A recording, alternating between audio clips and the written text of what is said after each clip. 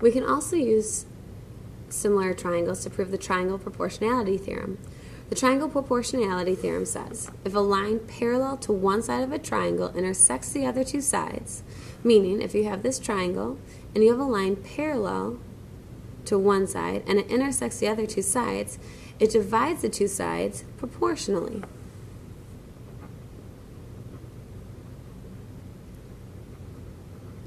Well, let's see what that means in symbols.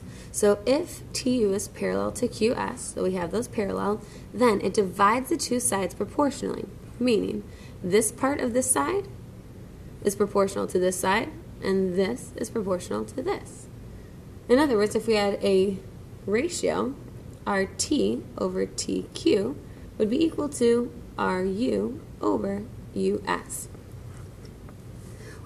We can also prove that if TU is not parallel to QS, then these two sides will not be proportional. Well, we want to actually prove this. So let's take a look. Here I'm giving you that TU is parallel to QS. Draw these parallel symbols in because we are given that. When you have parallel lines, we've talked about a lot of things that can be given in the picture now, or proven in the picture rather, once we have the parallel lines. So when you look at this, as we're thinking about this, we have a triangle here and a triangle here. We'd like to prove these two triangles similar, because if they're similar, we can set up proportions, which this is ultimately what we want, is to set up a proportion. So what I'd like you to do, we first start off with our given.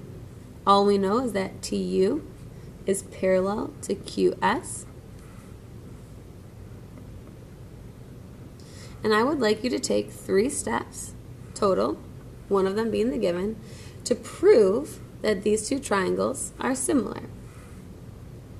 Triangle RTU is similar to triangle RQS. Pause the video and go ahead and do this right now. Now that you've proven that these two triangles are similar, let's think through how we did this together. Well, we know that if you have parallel lines cut by a transversal, it provides a lot of congruent angles. In this triangle, angle Q will be congruent to angle RTU, and let's just use numbers here. We are not able to name this angle angle T because there's multiple angles with T as a vertex. However, we can just name this one Q. So we know that these two angles are congruent because we have parallel lines. The same can be true of angle 2 and angle S. So we have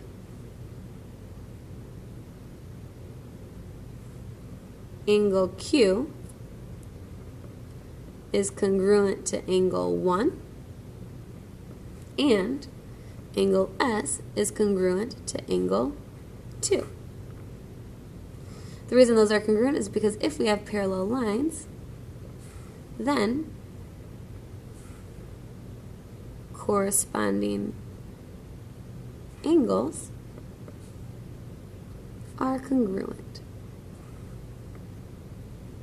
And now that we have 2 pairs of corresponding angles congruent, we can prove that these triangles are similar using angle similarity.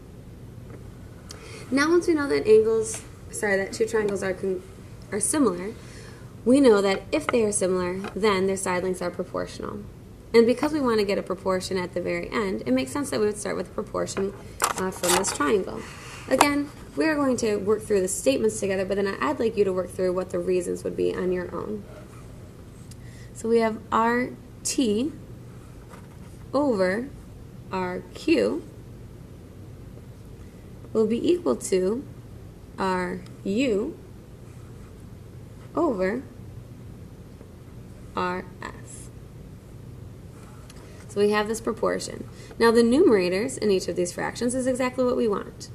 Our goal, remember our goal is to get RT over TQ equals RU over US. We got the part of it, but we need the denominator to change. We want it to be TQ, but we have RQ right now. And we have RS right now, but we want it just to be US. So let's think through how RQ and TQ are related. Well, TQ is a part of RU, and US is a part of RS. So somehow we will be able to relate them.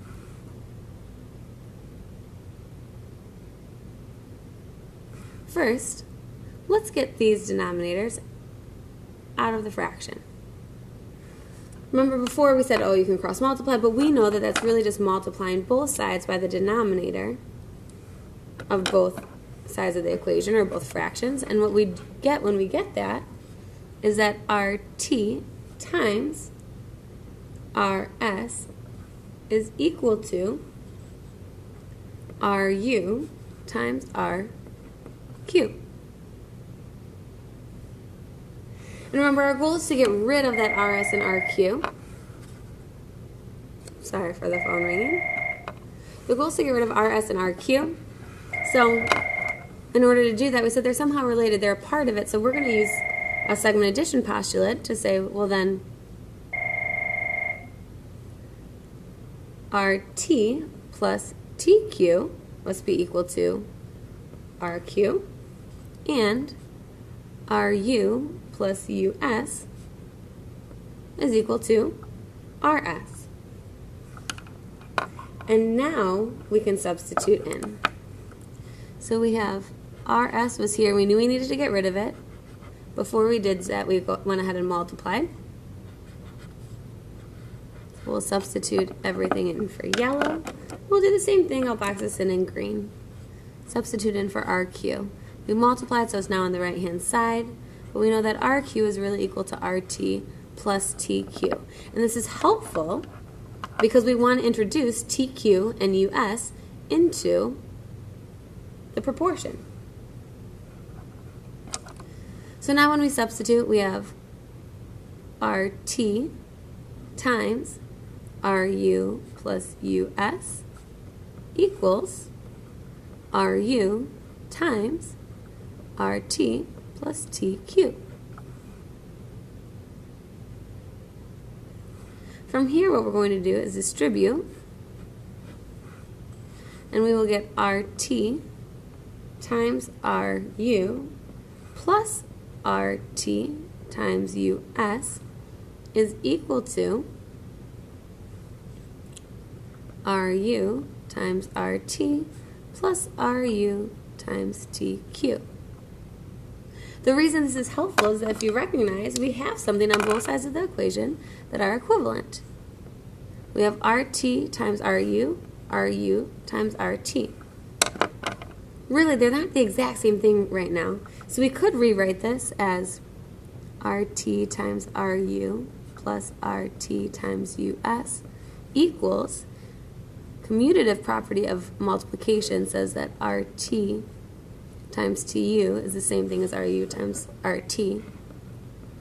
We haven't used that much this year, so I'll go ahead and we'll write that in. Commutative property of, not addition, multiplication. Now we have the exact same thing on the left-hand side and the right-hand side, and we can subtract that from both sides or add the opposite of that, and we'll be left with RT times US is equal to RU times TQ. And if you look back, that looks really similar to this step right here, except for instead of the RS, now we have the US, which is what we wanted. And instead of the RQ, we have the TQ, which is also what we wanted.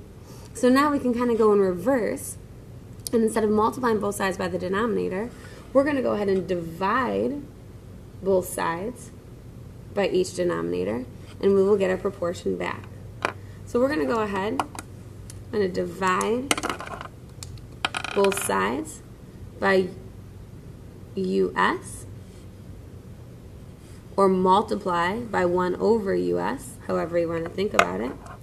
These will divide out to be 1. I'm going to have RT is equal to RU times TQ divided by US.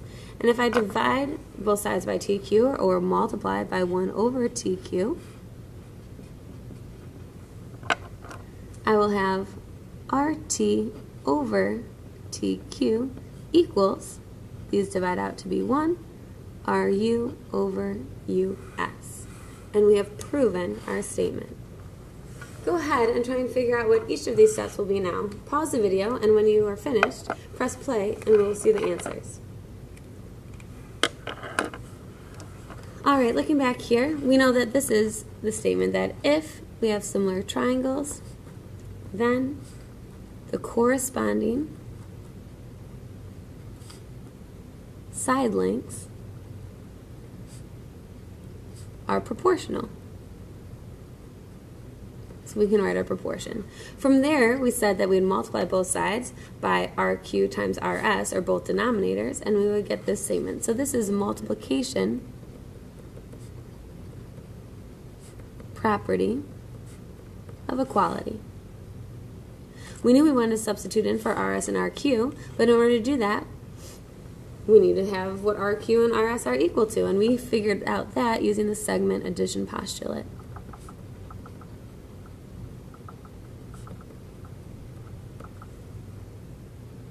From there, we could substitute in.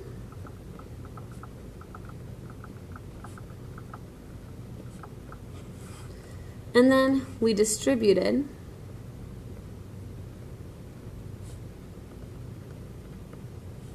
not property of equality, just distributive property. There we go.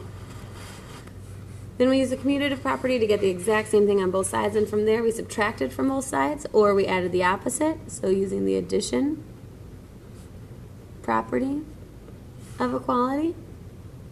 And after that, we decided to multiply both sides by 1 over US, or divide both sides by US.